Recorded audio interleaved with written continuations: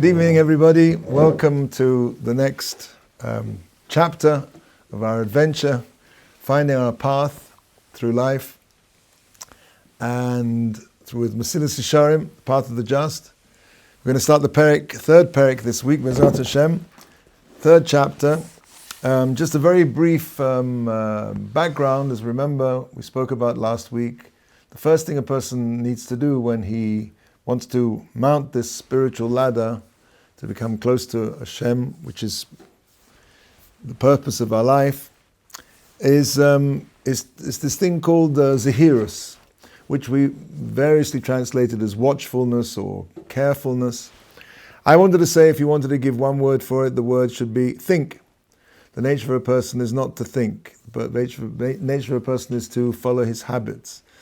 And usually those habits are dictated by his lower self, his physical self. So this means that if a person abandons himself to his habituation, he doesn't think about what he's doing. He just allows himself to run like a stallion in the charge of battle. It's one of the Meshalim that he employed. So he inevitably will find himself falling off the cliff. He'll become a picture of like a lemming. You know, this is really a lot of society today, like lemmings plunging off this cliff with absolutely no idea what happened to them before they even get there. They just... So that's what you're supposed to do. You have to think. You have to think. You have to think. But, of course, the Mesilat Yesharim doesn't just tell you that that's what you have to do. He tells you how you're supposed to do it. What are the methods? So he says, and we're reading now, I'll read in Hebrew and translate at the beginning of Parak Gimel, Bavir Chelkei HaZehirus, to explain the parts of what we'll call Zehirus, watchfulness. I don't think I'll translate it. Being careful, thinking. Somebody who wants to supervise himself, to watch himself. He needs to do two things, two outlooks, two ways of looking at what he's doing. One of them is what is the true good that a person should choose? Yinos mimenu, and the true evil that he should run away from it. Now it's interesting if you notice that, and this is a point he comes back to several times in the book, that when we're talking about good, we talk about choosing good. And when we're talking about evil, we don't talk about not choosing evil. We talk about running 100 miles in the other direction. Because a person, the nature of evil is not just that if a person has a person has to positively make himself as distant as possible from evil, because the nature of evil, especially when it's connected with a person's desires, is extremely attractive. It's magnetic. It sucks you in. So a person just can't stand still. I think somebody once gave the mashal of life is a bit like an elevator that goes down. Right? The only way you're going to get anywhere is to run 100 miles in the other direction very fast. Because the nature, if you stand still, the elevator naturally will take you down. Why? Because the nature of a person is that he's physical. And it's only by employing his higher self, his seichel, and thinking that naturally if he just stands still and like turns off, he'll go down. So he has to run, you have to run in the other direction. It's not just enough to casually, walk away. So that's why I think Davka says when he's talking about good, you choose good. And when it comes to evil, you run away from evil. So first of all, you have to clarify. That's what we're talking about. Clarify what really is really good and what really is the evil, what's really evil from which I have to run away. That is the first part of being a Zohir. The first step that a person who wants to think, watch himself. How does he think? What does he think about? He has to clarify what is the true good and what is the true evil. The Hashniya, and the second part of this process, is Alamaisim Asherhu Oisa, on the actions that he does. He has to superintend, he has to examine, analyze his actions, the Ros Im Heim Bechlalatov, whether they fall into the category of good or into the category of Michlal Ra. Now, before we move on, there's something that I want to point out here. I think I pointed out before, but I think it's worth saying over again. It's worth repeating. If you think about it, the first part, what does he do? So first of all, you have to decide, you have to analyze what's the true good and the true evil. And the second part is that you have to work out what your actions are. Now, why couldn't he have just said that a person has to sit down and think about whether what he's doing is good or bad? Right? Why not just sit down? Why do I have to have this kind of intellectual, abstract conversation with myself about what really is good and what's really bad? Just, I should sit down and think, am I doing the right thing? Am I doing what's right or not? I didn't say anybody write this, but it seems to me that maybe one answer to this is that the nature of a person is Odom nogea ba'atzmo. A person is no more biased than when it comes to himself. The nature of a person is, it's very difficult for a person to believe that he's evil. I mean, maybe it's possible in certain sort of, I don't know, psychotic, but most people, and I think I mentioned this a while ago, that my Rebbe once told me that there's this letter, or I don't remember if it was a letter or if he spoke, but apparently Al Capone, you've heard of Al Capone? Right? The notorious gangster. I mean, so notorious was he that his name is still current now, some nearly 100 years after his demise. It was in the 20s, right? So Al Capone believed that he was really a very good person. And, you know, he was a serial murderer. And yet he himself believed that he was really okay. He had a difficult childhood, there were extenuating circumstances, but he really believed he was okay. The nature of a person is that he believes that he's okay. It's very difficult for a person to think that he's doing things which aren't right. And therefore, I think we spoke about this in different contexts with cognitive dissonance, which is a psychological phenomenon, which is what this is dealing with. Cognitive dissonance says that a person wants assonance.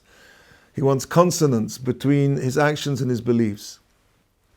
So if a person believes he is a good person, which is we say a person tends to believe, so therefore necessarily, if I'm a good person, then therefore what I do is therefore necessarily good.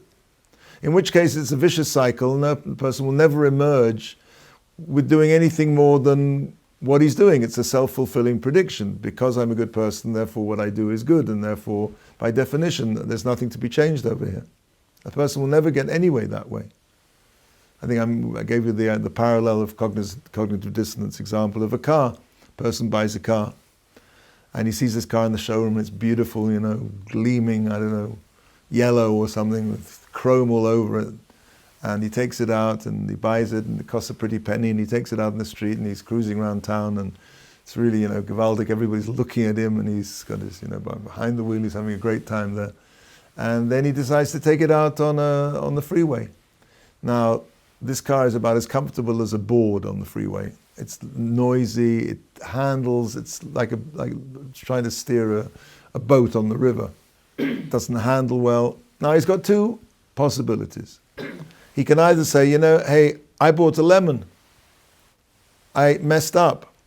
Or he can say, you know something, he can play down the dissonant feelings that he has, that he understands that the definition of a good car is a car that should drive very nicely on the highway, thank you very much. And he said, well, that's really not very important because, you know, most of the time I poodle around town. And therefore he can, so to speak, make peace with his actions by altering his beliefs. In life, people tend to find it much easier to change their beliefs than to change their actions.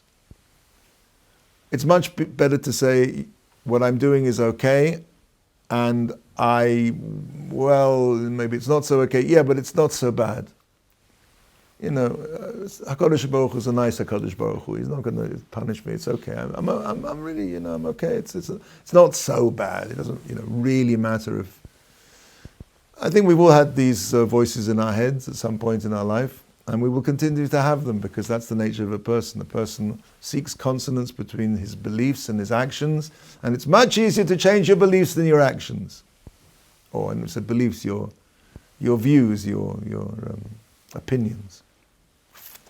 And that's why I think the answer to my question is why a person has to start off in a disinterested, or as much as disinterested as possible, conversation with himself about what is really good in life and what is really bad, and arrive at, as much as you can, of course, disinterested conclusions as to the true nature of good and the true nature of evil, And then in that sense, so to speak, that's a way of locking yourself in that you now can't exercise your cognitive dissonance. You now have to say, well, hang on a second, you just told me that X, Y, and Z is bad. But hang on a second, where that's what you're doing. So, hello. That way you've at least got some chance of being able to recognize the things that need to analyze your actions in some kind of constructive way. And that's what he says here. We just go through it again now, and I think what he's saying, first the person has to, Yisboinen has to look carefully what's the true good that he should choose and the true evil he should run a million miles from. And the second part is that he should examine his actions, which he does, and to see which category are they in. Okay. So that's step 1 and step 2. Now step 2 divides into 2 subsections. 1 is at the time that you do the action, and step 3 is after you've done the action. Again, this is called thinking. This is called analyzing, am I doing the right thing or not? So, v'zeh b'sha'as ma'aseh v'shelo b'sha'as ma'aseh. B'sha'as ma'aseh, at the time of choosing to do an action, whatever it is, shelo ya'aseh shum ma'aseh mibli sheyishkol oisa be'oznei zos hayediyah. A person shouldn't do anything without first evaluating it, weighing it in the scales of this intellectual process that we talked about. He has to, having come to his analysis of what's truly good and what's truly bad, he then has to look at whatever is presented in front of him. All of us are presented with choices every single day, with all kinds of different things, whether to skip the minyan, daven at the koisel, as people say, in their bedroom wall, or so at each time the person has to say, well, hang on a second, what does the halacha require of me? What does the Kadosh Baruch Hu want from me? So he has to analyze that before he does it. Where does this fit in? Is this one thing that I'm about to know now, does that into my determined,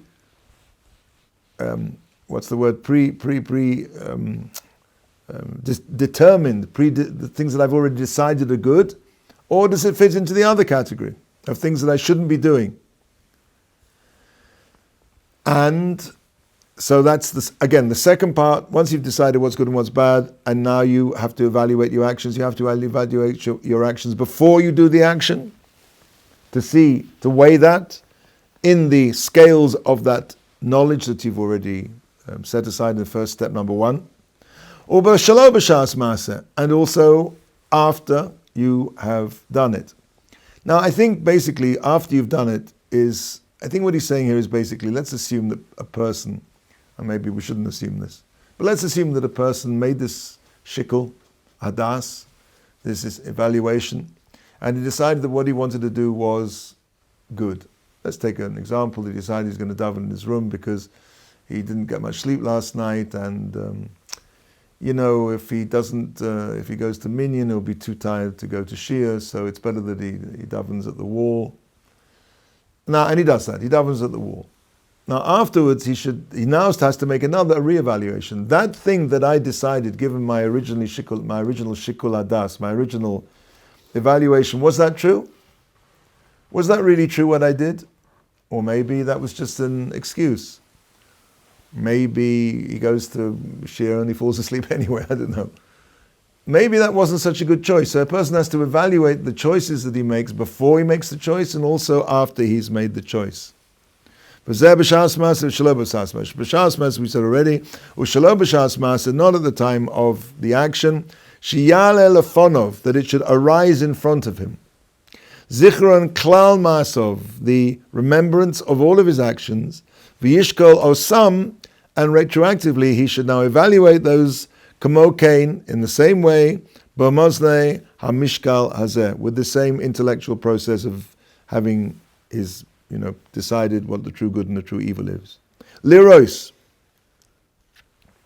to see ma sheyesh bom mehara, in order to see what was of those choices were evil.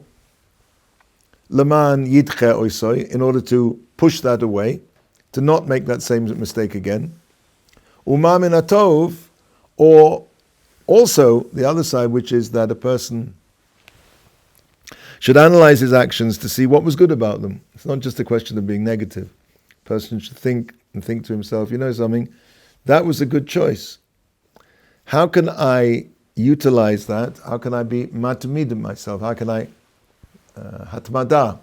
How can I accustom myself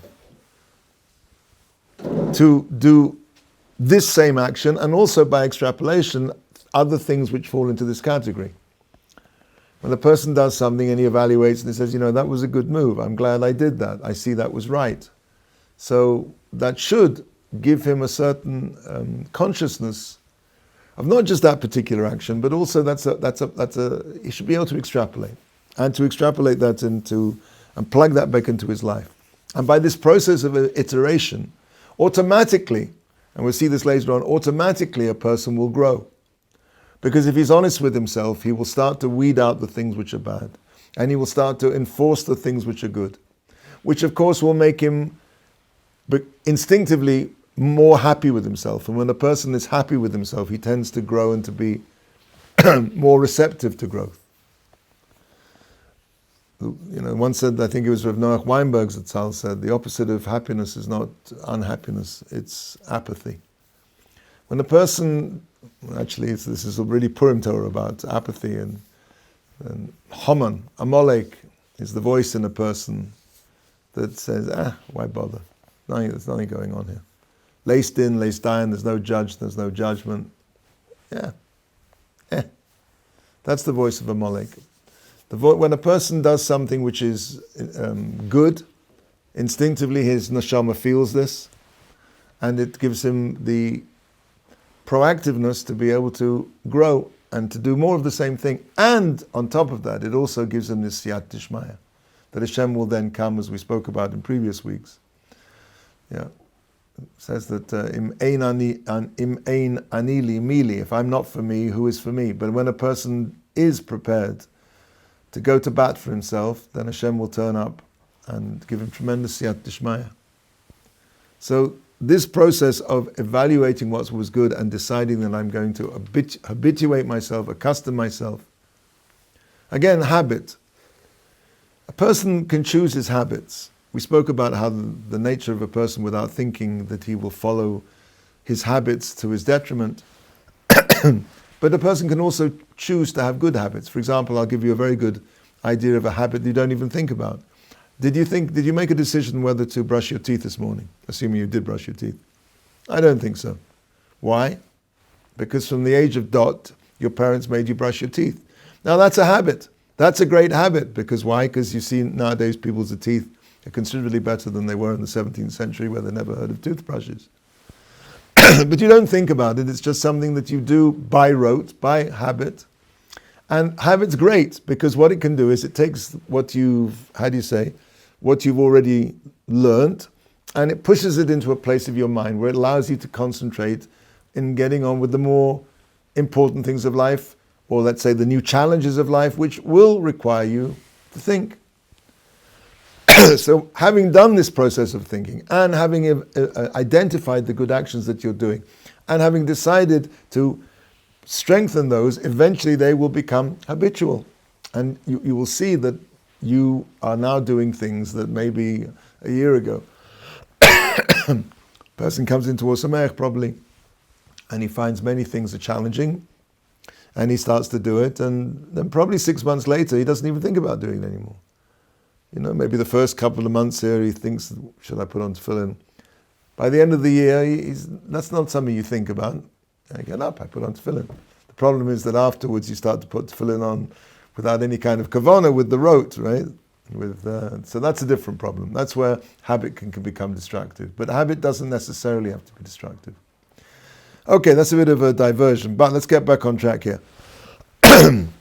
So, what do? You have to, again, let's just chazar what we said. Evaluation, what's good and what's bad. Step 2, before you do something, which category does this fall into? Then after you've done it, was I right or was I wrong? And as we said, I have to weed out the things which were wrong and strengthen the things which were good. Now, ve'im yimtze behem minara, as we said, if you find something which is evil in his actions, Oz Yisbonein, he should be mitbonein, he should... what? Eradicate? No, it doesn't. Yitbon means to look into, Havana. Bina, he should examine, V'yachko b'sichloi. And this is really what I was... Well, actually, it's the other side what we're saying. In his intellect, Eza tachbula yaseh, which kind of stratagem he needs to do, l'sor min hara hahu, to turn aside from this evil, v'litaher mimenu, and to purify himself from it. Now, there's a beautiful from the Vilna Gaon here, which I wanted to go into. This idea of yisboinein v'yachko b'sichlo. There's one step which is an intellectual process, and there's another process which is this discovering a tachbula, a stratagem. There are two parts to this. There's again analysis and action. So, the Vilna Gaon already said, discussing a pasuk in Mishlei. The pasuk in Mishlei is, you won't have this in your book, I'm sorry, in Perek Chaf, 20, Yud Ches, 18. And the pasuk says as follows. Machshavois be'etza tikoin. Thoughts with advice you should prepare. U tachbulois ase milchoma. And with strategies, make war. Again, thoughts with counsel, with advice you should prepare, and strategies you have to make for the war. He says that a person who wants to serve Hashem, he has to, first of all, do this first step, which is machshavos be'etzah tikon. He has to consult with people who are wise. He has to consult with people who have already managed to conquer their yetzer haras. People in a position who can give him eitzah. His machshavos, his thoughts as to how to deal with his yetzer hara, has to be carried out through eitzah. He has to take advice from people who are kavar b'derech Hashem. And in order that he shouldn't stumble on the stone, this large rock, which is the yetzer hara. But after lilchom im yetzer hara tzarech ba'atzmoi la'asos tachbulos. But that's not enough.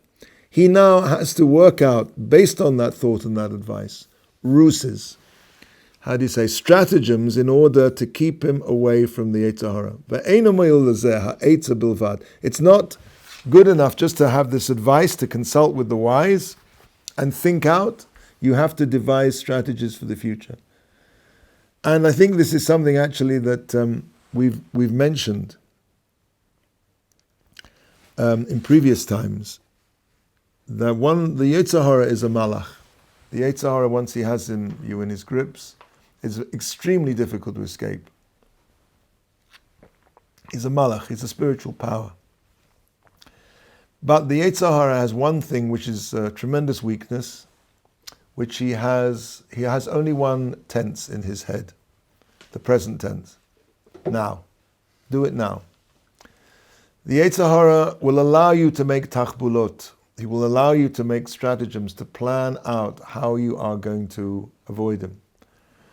I don't know, for example, let's say you know that you have to go downtown, you have to go somewhere where people are not going to be tznius. So you can think about how it is that you maybe can go downtown where you have to pick up your glasses or something at an earlier time. I mean, the yetzer hara is not going to say, no, go downtown where in the middle of summer where nobody's dressed tzniistic and in the middle of the day when everybody's there. He's not going to say, no, you have to go. He's going to let you, the yetzer hara lets a person plot against him. And that's why it's so important to make tachbulot, to make plans, to make stratagems. He's not going to stop you doing that. He only has one tense in his head. It's interesting, I'll mention this by the by, that I remember many years ago, I didn't read it when he wrote it, but in 1957, I wrote it a little bit after that, there was a book by George Bluestone called Turning Novels into Films. And he discussed really how a person takes the written word and translates it into the language of film. Now, the whole concept of film being a language was a big chiddush when it happened. Because when film originally started, there was no such thing as a narrative in film. Film was just understood to be some penny arcade entertainment where people will pay, a few pence to go into a darkened room and see horses jump out of the wall. And it was all about spectacle. The idea of narrative, of eliciting emotions or telling a story, was something nobody thought of. That film could have a syntax like the written word, nobody thought of that. Until, according to film historians, the first moment where film started to develop its baby leg, so to speak, of being able to have a syntax, like a structure and an ability to communicate an idea, an emotion, a narrative, a story, was in a movie made at the turn of the 20th century called Grandma's Looking Glass. Now, Grandma's Looking Glass is about 2.5 minutes long. I don't think it'll win any Oscars. And it consists basically of this young child wandering into his grandmother's room, picking up her eyeglass and looking around the room at various things through this looking glass. What made this film so special was it was the first example of the use of what's called a point of view shot, POV. Now, a POV shot is something which you accept so naturally you don't even realize it's happening. Basically, up to that point, if you want to see somebody doing something, you pointed the camera at them doing it. So the child would go around and you just watch the child doing what he was doing. A point of view shot goes like this. The child picks up the eyeglass, he puts it to his eye, and you watch him do that. And then the next thing you see is what he's seeing through the spyglass. That is the beginning of what we would call syntax, of ways of using film in a way which approximates to some extent to the written word and a part of the tools of narrative. He says something what he says in that book is something very interesting. He makes an observation that film, very much like the Yetzer Hara, and you can extrapolate on that if you want, has only one tense, the present tense. There's no past tense in film, there's no future tense in film. In point of fact, when the narrative of a film calls for a memory or a prediction, let's take a memory, it's probably easier. What happens? The character goes, oh yes, I remember it now. It must have been about 25 years ago, right? The sound starts to echo and the picture goes all like this, right? And then what happens is you're back and people are speaking in the present tense. Film cannot do anything about was, he did. I'm using this as a mashal for the Yetzer Hara. The Yetzer Hara is like a film. The Yetzer Hara will let you do anything you want in the future. He's not going to stop you. In the present, he's got you. So that's basically what he's saying in this pasuk. He's boinein v'yachko. Again, the same idea. A person has to introspect, investigate, besichlo, with his intelligence. And which tachbulos yaseh, how he's going to use plan, stratagems, evasions, laso min hara hahu v'litaher mimenu, to escape from this evil and purify himself from it.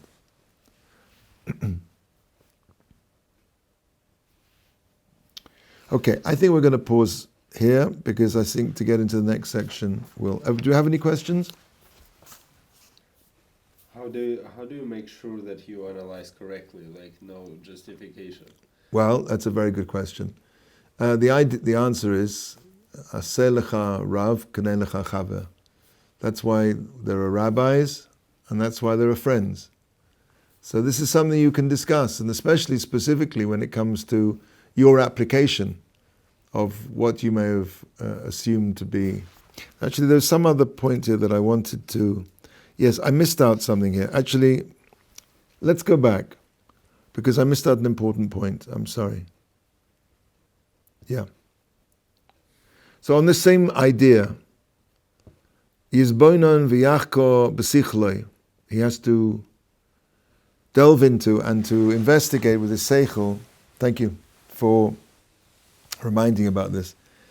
Some kind of evasion strategy. Now, he says here, this is Rav Wolbe itself, says this is the beginning of practical work, of working, serving Hashem. He gives a little introduction. There is a Holech biyoshro yireh Hashem. This is, I think it's a posuk. He doesn't say where the posuk is. Holech biyoshro. He has to go. Yashar means straight. In his straightness, that is a yiras Hashem. A person who goes in his straightness, he will fear Hashem. He's a yiras Hashem. Because this is important, that everybody needs to go in his own way. Because the character traits of one person different to another person, very different one to the other. We all know this. And because of this, that a person who finds himself habitually committing one Aveira comes from a certain character trait that he has, a certain way that he is, and he therefore needs to make a boundary for himself, to make a protective wall, to keep himself far away from this particular problem. And maybe his friend doesn't need to do this at all, because he doesn't have that problem. But he will have his other problem that he will have to make his own protection for. And that's why it means Holech biyoshro, the one who goes in his straightness. B'derech hayosher shalo. He's medayik in the pasuk. It doesn't say Holech biyosha, the one who goes in straightness. It's in his straightness. Everybody has to figure out for themselves. And it could be that in the eyes of other people, what he's doing is wrong. Maybe they think he's being too frum, or he's not being frum enough, because they don't understand what this particular person needs. And nevertheless, he shouldn't become like an automaton and just do. And of course, we're not talking about doing things outside the halacha, you understand, this is for sure. We're saying that a person, even if he's doing something which other people don't normally do, and again, he doesn't have to show off about this, if it's something that other people don't do. There is an idea of al tifrosh min hatzibur, but if he understands that he needs to be very strict with himself in a certain area, and other people would consider this to be meshuggah frum, that shouldn't bother him. Even though that because he is going, of course, has to be honest, and it has to be, as we said, arrived at in consultation. This is very distant from what happens a lot of the time, is somebody who wants that everybody should see him as being, great, and to praise and find favor and praise in the eyes of others, that everybody agrees with everything he says. A person has to be prepared not to mimic everybody else, just to go along and do what everybody else does. A person has to sit down and see what he himself needs individually.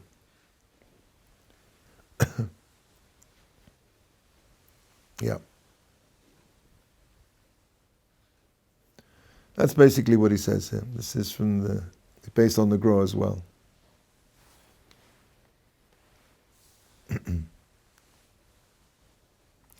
So he just sums it up.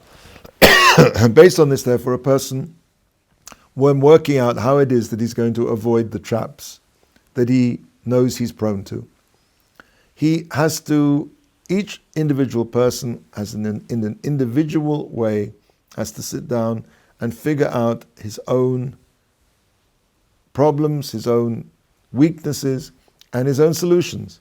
And then that's what I read before, I skipped this bit. And that happens by consultation with people who've managed to succeed, to take their advice, but then to extrapolate that and to personalize that for himself. Okay, very good. All the best. We'll see you next week. Sure. How can you tell when it's your Yetzer Hara telling you not to or to do something, or when you're just genuinely like weighing trade-offs? It's generally. Just weighing trade-offs. Just weighing like is there ever a time where it's the Yetzer Hara is right, or it's not the Yetzer Hara? You're just deciding what. Well, that's what he's basically saying. What you're saying that you have to think about something beforehand, not just rush into doing something. Yeah, I'm thinking about going to yeshiva. Obviously, no one's gonna say it's a bad idea, but there are other factors at play, whether it's your age, your money, or your situation, or whatever. Right. Some people would say that's your Yetzer Hara convincing you not to go to yeshiva, and some people would say, no, I want to go to yeshiva, but weighing trade-offs is not Yetzer Hara. It's genuine. I'm actually just deciding if it's the right decision for me at this time right now. How can you tell what's Yetzer Hara and what's not? Okay, so I think we also sort of touched on that aseh lecha rav, kaneh lecha chaver. A person, everybody, every Jew needs a rabbi, which is somebody who has to be, says that he has to seem to you like a malach Hashem, somebody who you have a tremendous appreciation for, who you respect tremendously, who is a Talmid Chacham, and who knows you well. Without those three qualifications, I don't think you'll get a good answer. But if you can find somebody, it's not always easy to find somebody like that, but Hashem helps. You find somebody who you think is great, you think he's a person who's really got himself together, and he's a holy person, and he's Oved Hashem, and he's a Talmid Chacham. He knows halacha, and he knows you, and he knows your personality, and he knows your background, and he knows your capabilities. This is the way that a person, that's the eitzah that we're talking about, the advice you have to get from people. So that is something I think that's very doable. You're not alone. You don't have to make these life decisions, and you for sure shouldn't make these life decisions in a vacuum. But what is important to do is not go shopping for opinions. You have to, because that's where a person gets confused. A person has to choose, and it could be through your life you will choose different rebbeim, but at any particular moment in time, this is my rabbi, this is my rov, and I follow his advice. And also remember that there's two sides to this. Hashem also can bless the decision afterwards. And one of the ways he will do that is if you is a person who listens to the Chachamim. It could be that maybe it's not quite the right decision, but Hashem can change things that it turns out to be the right decision. But that is predicated on you playing the game, so to speak, which means, as we said, I won't go over it, and those three things. Make it the right decision. It could be, yeah, but I'm saying to make it the right decision has to be that you did yours, you did your part. Yeah. Okay, fine, great. We'll see you next week, B'ezrat Hashem, after Purim.